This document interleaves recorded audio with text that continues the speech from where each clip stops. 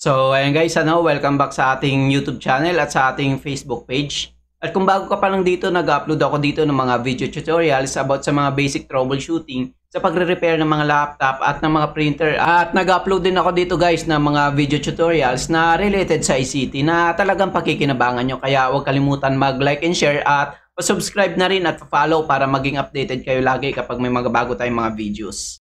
Bali, ang tutorial natin ngayon guys ay kung paano tayo magpalit ng SSD dito kasi ito ay hard drive or HDD ito. Papalitan natin ng SSD. Pauwi ako kahapon, inihabol lang sa akin yung laptop na ito dahil hindi na nga conforme yung may-ari sa bagal ng performance nito. So ito guys, talagang bibilis talaga to yung performance ng laptop ninyo, yung response niya kapag naka SSD. Kasi kapag hard drive, talagang mabagal siya. O ngayon, ituturo ko sa inyo kung paano magpalit ng SSD sa laptop. Ang model nito guys ay Acer. Ayan. Acer Aspire ES11. Bali, kailangan natin dito guys ng pambukas. Una natin tatanggalin itong takip niya. Pero kapag nandito lang hard drive niya, hindi na natin kailangan mag-extend ng marami pang effort. Hindi na natin kailangan magbigay ng marami pang oras kasi ito lang tatanggalin natin. Yung ibang laptop ganun guys, dito lang. Pag tinanggal ito, kahit ito hindi natanggalin, pwede natin palitan yung hard drive. Hindi na tayo mahirapan guys, nandito lang yung hard drive. Hindi na natin babaklasin ng buong unit. Ito lang yung hard drive oh. So sa ibang mga laptop guys, ito kasi ay parang netbook lang siya. Sa ibang laptop, yung may CD-ROM, ayun maganda yan kasi pwedeng tanggalin natin ito, ipalit natin sa CD-ROM. Doon, bibilihan lang natin ng CD drive.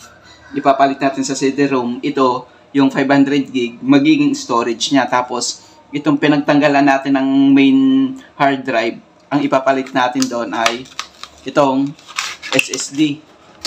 So magagamit pa rin natin yung luma niyang hard drive. Kaso lang ito wala ito guys yung CD-ROM. Sabihin hindi natin magagamit din ito at the same time. So ang gagawin natin ito, pinabili ko na lang siya ng enclosure. Ito guys Itong enclosure na to, ito may adapter lang yan dito na kinoconnect sa laptop din o sa computer. Ibig sabihin ito guys, pag tinanggal natin, isasalpak natin dito. Magsaserve na external niya. Ito na yung magagamit niya bilang external. So, tanggalin natin ito. Okay guys, naka-ano lang rin to. Tatanggalin lang natin to. Ito. Ihilain lang natin pag ganyan. Yan. Ito yung magagamit na. Pwede na natin ito ilagay dito para maging external na. Kasi wala nang space na pwedeng ilagay dito yung hard drive. Kapag ganito guys, ito may parang pinaka-bracket siya. Ito kasing kumakapit sa kanya dito para hindi siya kumalog-kalog sa loob. As in, naka-fix itong storage niya. So, ito ipapalit natin dito babaklasin natin. May mga tornilyo lang naman yan sa gilid guys. So, tatanggalin natin to. Ayan. Ang ipapalit natin ay itong SSD. Kasi ito, yung pagkakaiba nito guys, itong hard drive, may parang plato yan siya sa loob na maliit na umiikot. Nakadepende doon yung bilis ng laptop. Ito wala itong plato. Puro mga chip lang ito sa loob, parang flash drive. Yan. Kaya mabilis talaga yung performance nito, mas okay siya. Then, ibabalik na natin yung lock niya. Kapag nakabit na natin guys, ito na siya. So, ito kakabit natin to. Yan, pag ganyan siya. Yan, tapos na guys. Sabay, ibabalik natin. Ganyan lang kasimple magpalit. Tapos, i-install natin ang operating system. Para rin kayo nag-reformat. Marami akong tutorial guys kung paano mag-reformat. Pero ipapakita ko na rin sa inyo kung paano to installan ngayon ng operating system. Yung mga files niya guys, andito na. Yan. Pag na-open niya ito, pwede niya nang makuha. Gagamit lang siya ng ganito. Sige, ilagay natin. Ipakita ko sa inyo kung paano ilagay. Ito guys, ilalagay lang natin itong ganyan. Yan.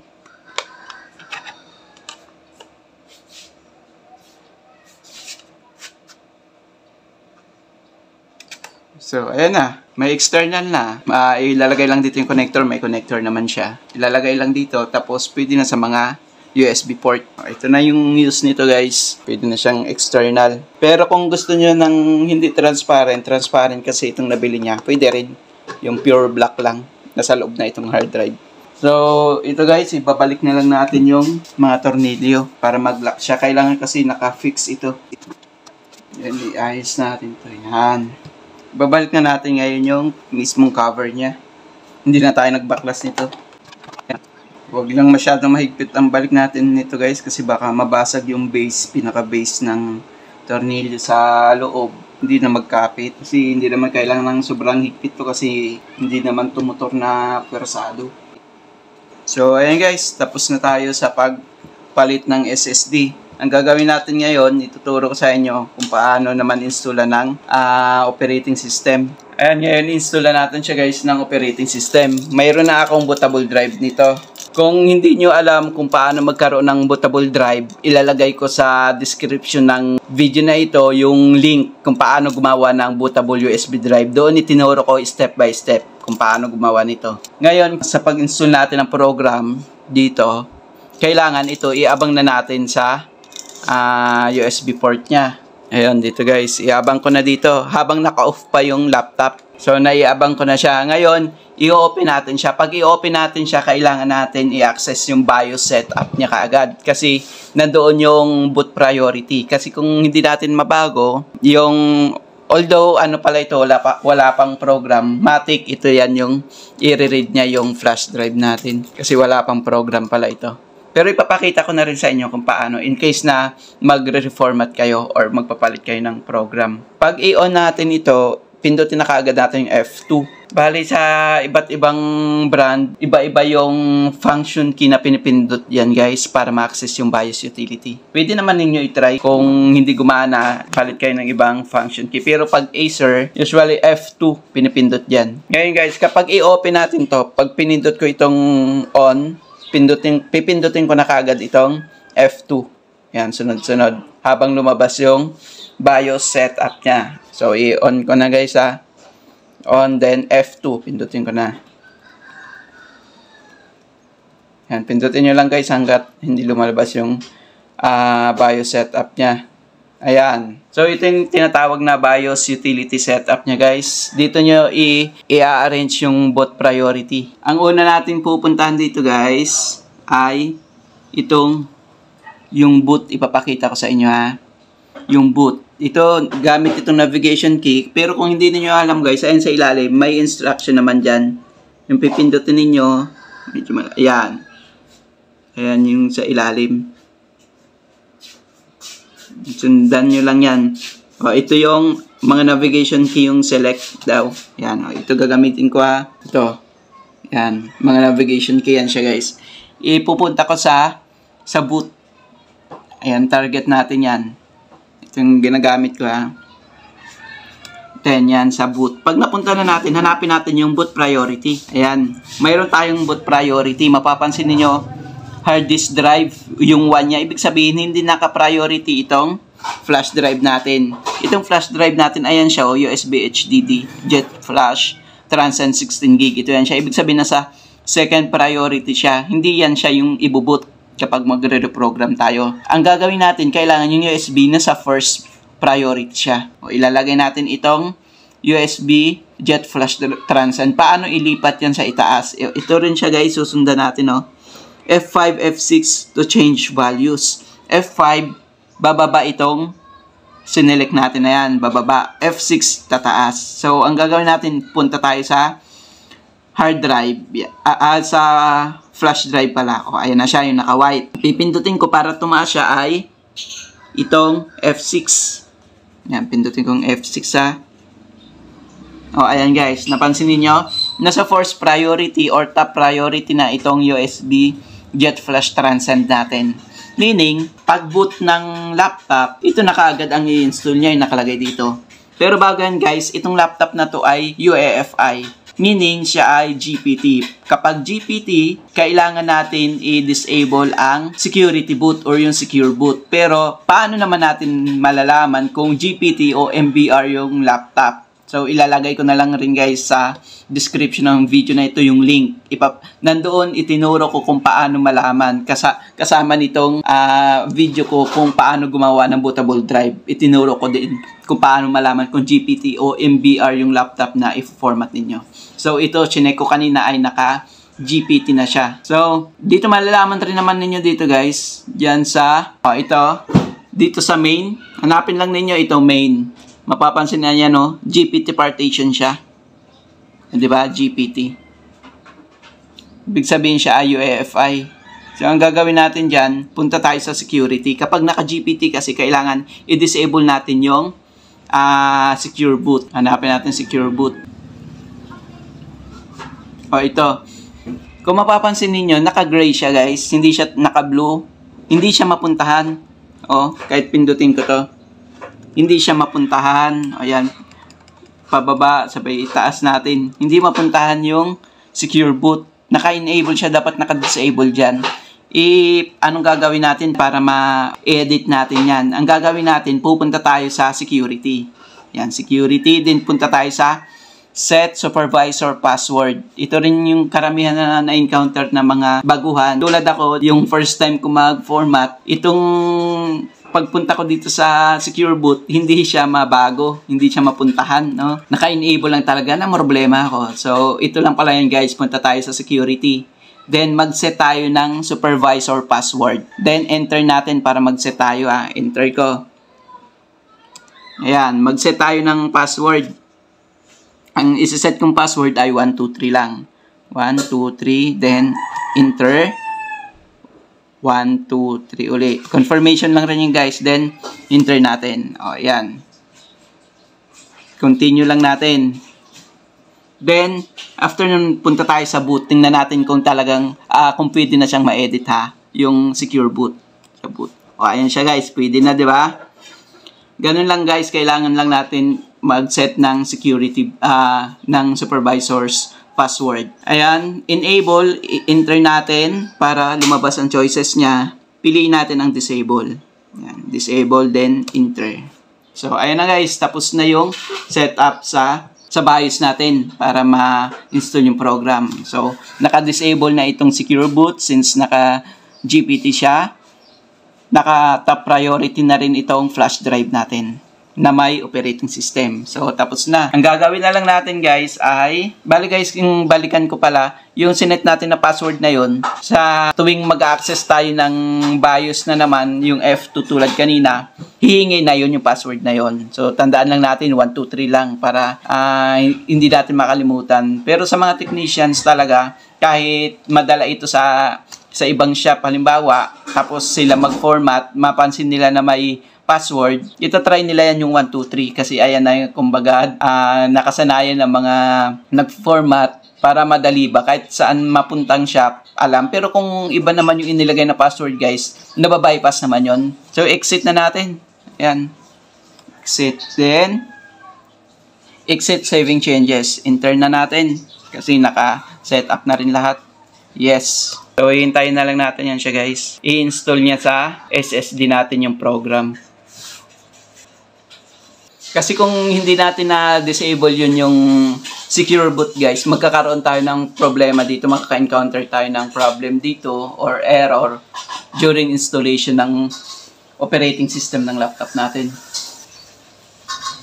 So ayan, piliin na lang natin ayan na siya, United States. Next lang natin. Walang mouse. Sige, gagamit lang ako muna ng mouse guys Pero sa ibang program, may mouse talaga yan siya guys. Pwede yan siya ma-select. Ito kasi, mamaya i-update natin. Kapag Windows update natin, saka yan magkakaroon ng pointer. Pero karamihan naman guys na ginagamit ng... Ito kasi ginamit ko dito guys ay yung mababang version lang ng operating system. Kasi 2 GB lang ito yung RAM niya. So, mas pinili ko yung mababang version ng operating system. Kaya, hindi kasama itong mouse pointer niya sa program. Saka lang magkakaroon ng mouse pointer kapag i-Windows update natin. Mag-install ng ibang mga drivers. So, ayan na siya guys. Meron na. Click natin itong next. Then, install now. Ayan, hihintayin na lang natin siya guys. Ito pala guys, accept. I-check natin to. I-accept natin. Then next.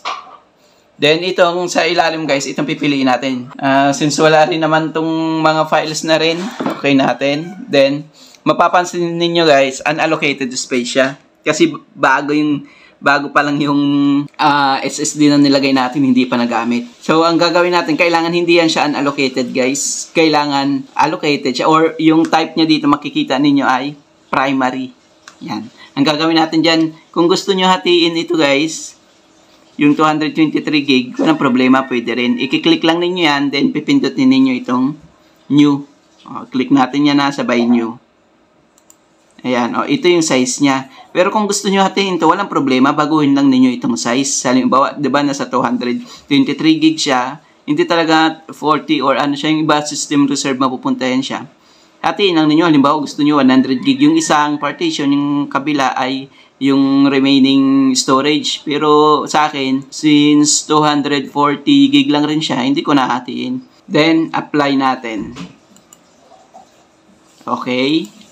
Then, ayan siya guys, mapapansin ninyo.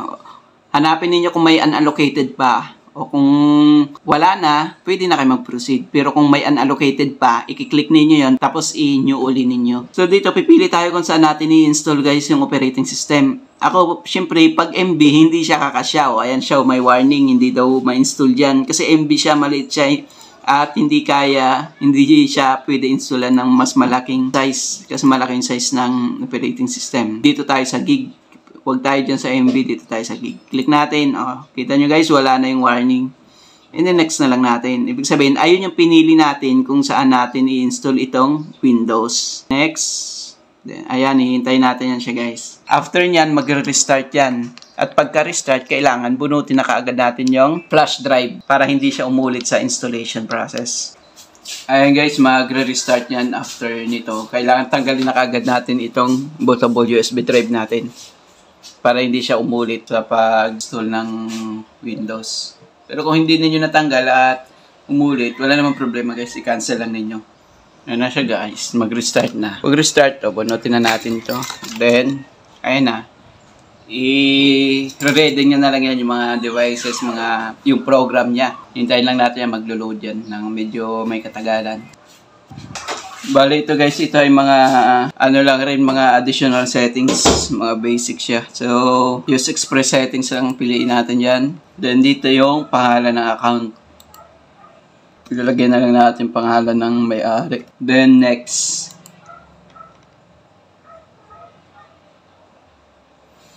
After nito guys, tapos na yung pag-install natin ng program. Ang gagawin na lang natin dyan ay mag-install tayo ng mga latest na update ng program para gumana yung mouse pointer niya, yung Bluetooth, or yung speaker niya. So, ayun na siya guys. Tapos na. Gagawin na lang natin dyan ay i-Windows update natin. Or i-installan muna natin ng mga basic apps. Yan. Tapos na yan yung pag-install natin ng operating system sa kanya. Kung paano ito i-update guys, punta lang kayo dito sa settings niya. Kiklik lang ninyo yan. Tapos i-connect ninyo sa internet. Pag na-connect ninyo sa internet guys, ay ita-type ninyo dito yung Windows Update. O kaya dito kayo sa settings. Click ninyo itong Windows logo na yan. Dito. Click ninyo yan. Then punta kayo sa settings. Ayan, settings. Then dito sa update and security, i-click ninyo yan. Pagka-click ninyo, ito, check for updates. Yan. Tapos, kusang mag-update yan yung program niya, yung mga drivers niya.